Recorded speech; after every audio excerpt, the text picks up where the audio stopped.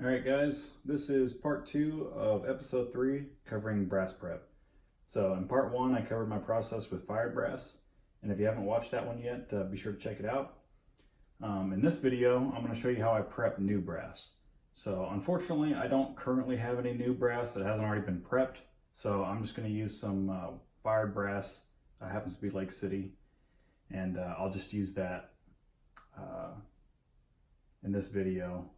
It won't affect the video. I just wanted to point that technicality out, and I'm going to work with just 10 cases as opposed to 20 like I did in the part 1 video.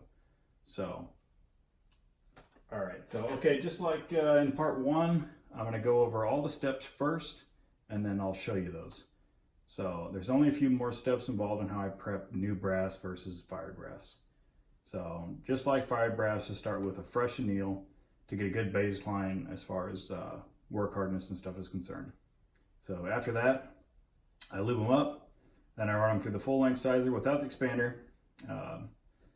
Anytime I'm sizing with a sizing die is always going to be without an expander, just to let you know. So, and then after that, I'll expand the necks on my K&M expand mandrel to open them up to the same diameter as my neck turner pilot. So, and then from there, I'll go ahead and turn all the necks. And then after all the necks are turned, I'll run them back through the full length sizing die again to squeeze the necks back down. And then at that point, I'll run them back through the annealer to undo all the work hardening that it was just produced from all those steps of opening them up and squeezing them down and everything. And then once their necks are squeezed back down and they're annealed, we'll lube up the insides of the necks again, and then we'll run them through our mandrel that sets the final tension for the bullets. And once that's done, we're pretty much done sizing. And we'll go ahead and throw them in the dry tumbler at that point. And just like in part 1, I'm going to simulate that. We're not going to actually do it, but that's the next step after that, is throw them in the dry tumbler, let them tumble, get all the lube cleaned off of them. And then at that point, when that's done, we would go to trimming, chamfering, and deburring. And then once they're all trimmed, chamfered, and deburred, we'll deburr the flash holes. And then at that point, sometimes we'll, depending on the brass that I'm using, sometimes I'll uniform the primer pocket, sometimes I won't. But we would do that. If we're going to, we would do it at that point. And then once we're done removing any material from the brass, that's when we go ahead and start weighing them out and sorting them by weight into batches. And obviously you can do that, like I said in part 1, however you want. Whether you just weigh each case or you do weigh by water is up to you. So, but all right, so step 1, like I said, is to get a fresh anneal. So I've already got my ante set up here, and we'll just run all 10 of these cases through the ante and get a good fresh anneal on them. So we'll flip that on. These are Lake City. They're a little bit thicker than the Winchesters, so that's set to 1.8 second for these, as opposed to the 1.1 second that my thin-walled Winchesters take. So you can kind of see how that will change if you're interested here on kind of induction. The time that the heat is being produced will depend on the thickness of the brass, or the thickness of the brass rather will dictate the time required for the induction to get it to proper temp.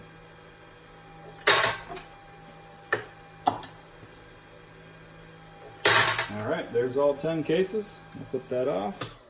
And at this point, they're obviously hot. We're gonna let them cool off, and then we'll be ready to lube. So I'll pause the video here. All right, got all the cases cooled down, and now they're back in the loading block and they're ready to lube. So we'll give them a shot with this lanolin and alcohol that I use. Give them a nice spray down. Doesn't need to be crazy, just enough, obviously. And then we'll make sure we get the insides of case mouths as well, because we're going to be running a mantle through them, and we don't want any crazy amount of resistance on that. So, all right, now that they're all lubed up. Give them just a second to kind of let that alcohol evaporate a little bit. And we're already set up on our Lee full length sizing die without expander ball on our press here. And we will go ahead and run all 10 of these through here. Excuse me. And get the necks squeezed down. You could, I suppose, just go ahead and run them straight through your expand mandrel, especially when they're new. I like to go ahead and just run them through here, just to go ahead and make sure they are already sized, consistent, just in case something weird happened to the factory. And then also squeeze down the necks, just in case for some reason they're the same size or a little bigger than that pilot, because I'm after consistent thickness on my necks. So making sure they're squeezed down and then all opened up to the exact same is what ensures that consistency for me. So now that they're all squeezed down, we'll go ahead and run them through our K&M expand mandrel to get the necks opened up to our same diameter as the neck turner pilot. And this can be a little bit could be a lot of resistance, that is what I'm trying to say, when you're doing this, because it does kind of open it up pretty big. I believe it's opening it all the way up to 308, so it's opening up about as big as it'll get besides when it's fired. So there's going to be a little bit of resistance here, so I'm probably just going to do a couple cases and then skip, pause the video, and then finish them all here, so you don't have to watch me maybe struggle here a little bit to open all these up. So I'll just show you a couple of them, how it looks here. I just need to go up just a little bit.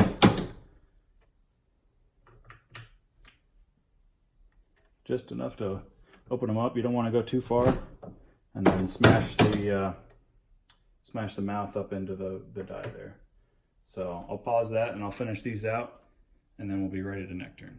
All right, so I got all those expanded, and now we're ready to neck turn. So I've got this, so you can see on my drill here, and I've got just that Lee lock stud that they use for their little trimmers. I'll show you what one of those looks like, so you know what I'm talking about. One of these little guys right here.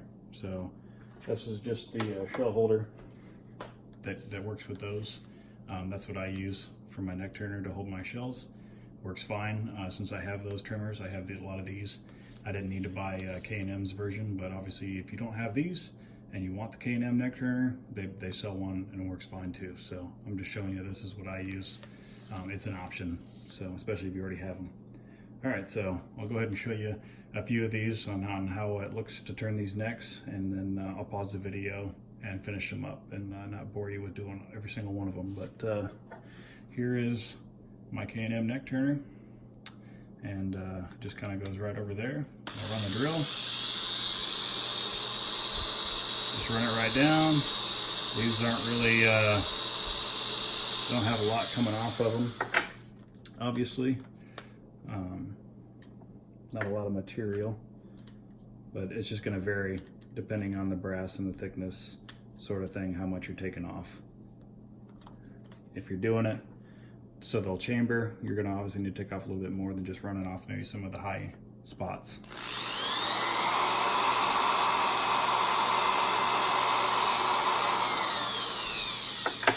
All right, so you kind of get the point there. Maybe I'll do one more.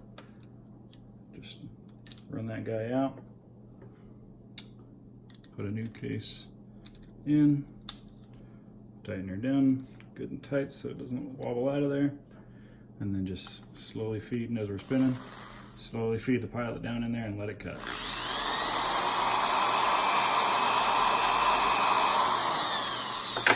And that's pretty much all there is to neck turning. So I'll go ahead and finish all these up, and then we'll move on. All right, now all the necks are turned. You can see how pretty that looks. So now once they're all turned, we'll go ahead and run them back through our full length sizer to squeeze the necks back down so we can open them back up where they need to be. So we'll run all 10 back through there again, And that's going to go pretty easy since all we're doing is just squeezing the mix right back down. And they get a little sticky as that lanolin starts to dry on me. It's really good lube, but it does get sticky.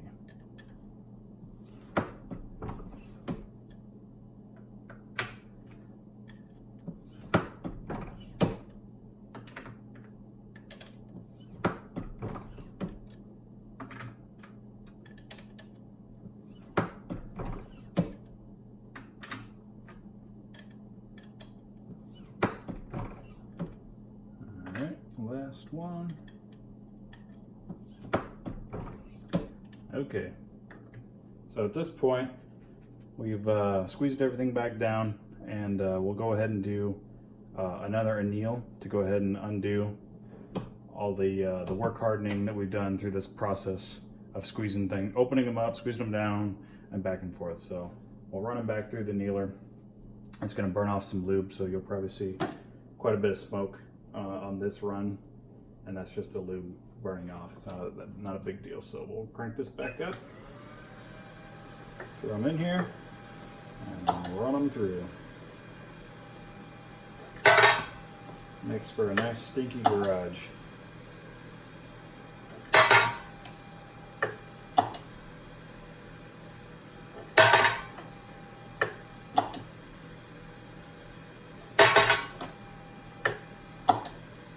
Definitely really nice having this annie to do this compared to having to start up my torch each time. Obviously, a torch annealer will work just fine doing this. It's just a little bit slower getting it set up each time. So, but it'll work just fine. So if you have a torch annealer, if you're thinking about a torch annealer, don't decide that you don't need one because of what you're seeing here. It'll work just fine. All right, so like before, those are nice and hot now.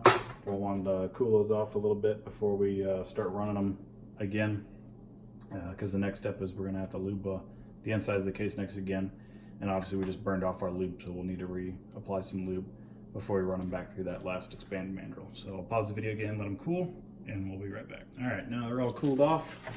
We'll go ahead and spray the insides with some lanolin again. Nothing crazy, that'll work. Let them fan off just a little bit here. Again, it doesn't need to be completely dry with this lanolin. It'll work just fine, especially with just a mandrel. They're not going to get stuck. All right, so already got our Lee set up here with our mandrel and our Lee seating die that I showed you in part 1. That's what we're going to run again on these, and we'll just run them through. Pretty darn simple at this point. It's just opening them just a little bit to provide that 3/1000 neck tension that I run on these 308 cases. Very little resistance.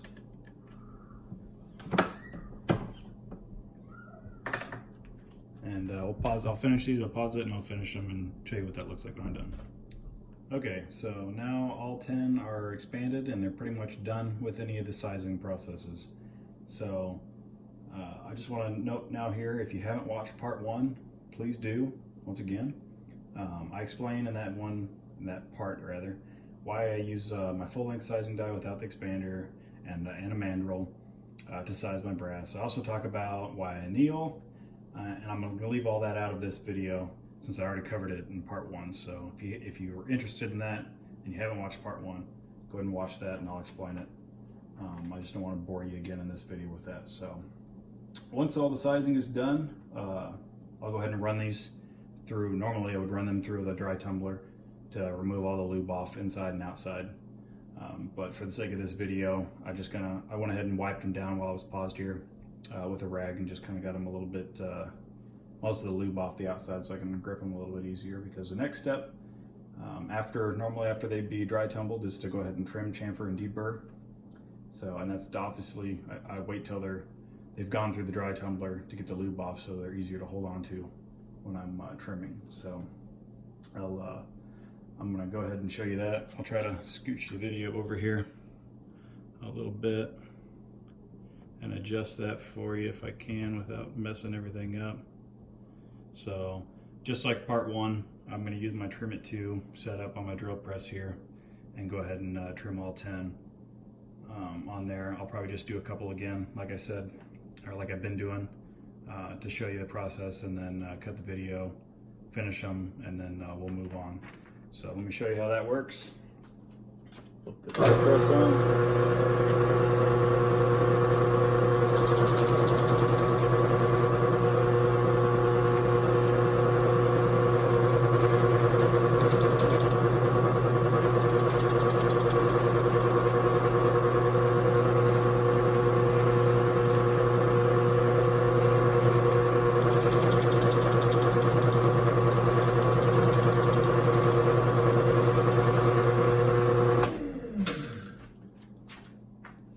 So you can kind of see there, try to do a little better job on this video. You can see how it trims, chamfers, and deburrs all in one step with that trim it 2, which is really nice.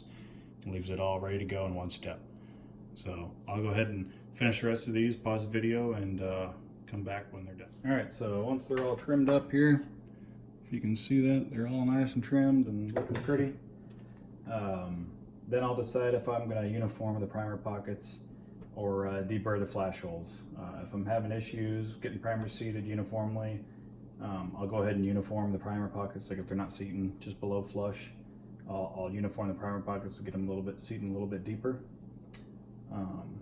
If I'm working with Lapua brass or something like that, you know, Peterson, that's had the flash holes drilled rather than punched like most of them are, I will, if I am working with those, I'm not going to deburr them. If I'm working with, you know, your other typical brass that just gets punched, I'll go ahead and deburr the flash holes to make sure those burrs are gone. Give a nice little chamfer on the flash hole, on the inside of the flash hole, and make sure that my ignition is nice and consistent for every case. So that's why I would do that. Uniforming is typically a one-time process.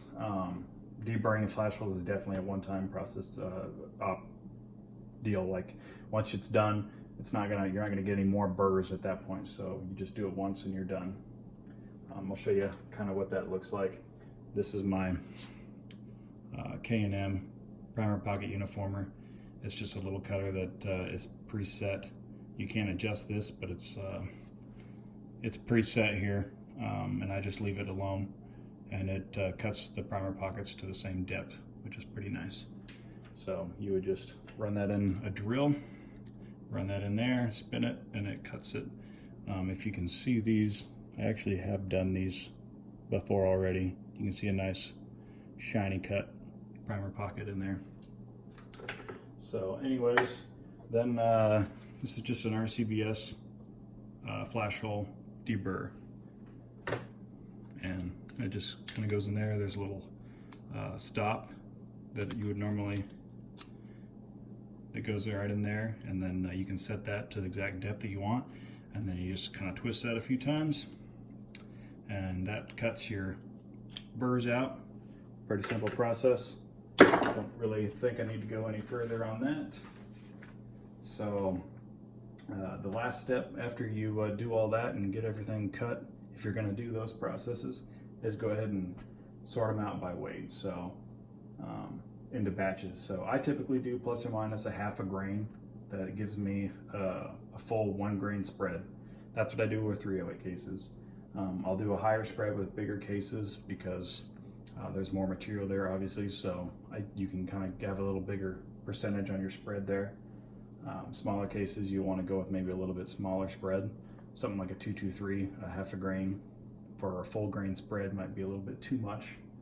So I kind of just decide on how you want to go with that. If you're using water, it'll make it even easier to kind of see how that works, or the differences in capacity, that is.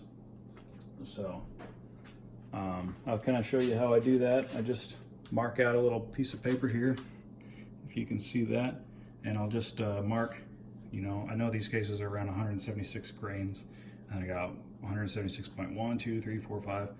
Usually they go out to 9. I'm just using this for a demonstration, and then 177 through, you know, point whatever, 178 and so on. So I'll go ahead and measure or weigh out these 10 and set them on their appropriate block here, and then from that point we would sort them into batches through a full one grain spread, plus or minus 5 grains, or half a grain, sorry. So weigh the first one here, and we got 177.5, so that'll go there. Next one, 176.6, over there. 178 even. So I guess I didn't make an even spot, so we'll set that right there. That's where it would be, obviously. Weigh that one, 176.9. 176.9, it goes there. That's always fun. 177.2 goes there. 177.5 again. 179.5, so that's one that's way outside the spectrum there, so that one will get set aside for sure, because it's way outside. 176.9 again, so we got 2 of those. 177.5, another one of those. And 177.7. So you can see pretty much all but that one there are within a 1 grain spread, so you can kind of see how that works. I would take all those in and just, besides this one that was way outside, and put those in one batch. So you can kind of see how that works. So that's how you would sort those, and that's really pretty much it for prepping new brass. I will provide a disclaimer saying that uniforming flash holes and deburring flash holes isn't necessarily a requirement. I recommend that you do your own experimenting and decide if you really need to waste your time or not. I mean, obviously it may or may not be a waste of time. Do your own experimenting, you'll know for sure. This goes for neck turning as well. Like I said, it's really not necessary for brass like Lapua or Peterson. They're so consistent with their thicknesses, you kind of would be wasting your time. But if you're anal like me, it doesn't take that long, as you saw, so you can go ahead and do it. Anyways, if you do turn your necks though, I highly recommend you do it before you do your final sizing. That way you're getting your full benefit of your neck turning to produce consistent, uniform neck tension. So that's the biggest reason I do it in the first place. So some guys need to do it though because their chambers are cut tight, and some of the brass is thicker, like Lapua, and if they got a tight chamber, that thick brass isn't gonna chamber, so they need to turn it down so that the cases will actually fit in their chamber. So, all right guys, that's pretty much covers brass prep completely with fired cases and new. The next episodes should hopefully be a little bit shorter. They're going to be, the subjects are should be quick, but I'm still going to split them up into their own video. The next one I'm going to cover how to find your max OAL, which is pretty important with your actual rifle and your particular bullet and cartridges you're using. So as always, feel free to hit up the comments section with any questions and feedback, and thanks for watching, and I hope you find this useful. Thanks guys.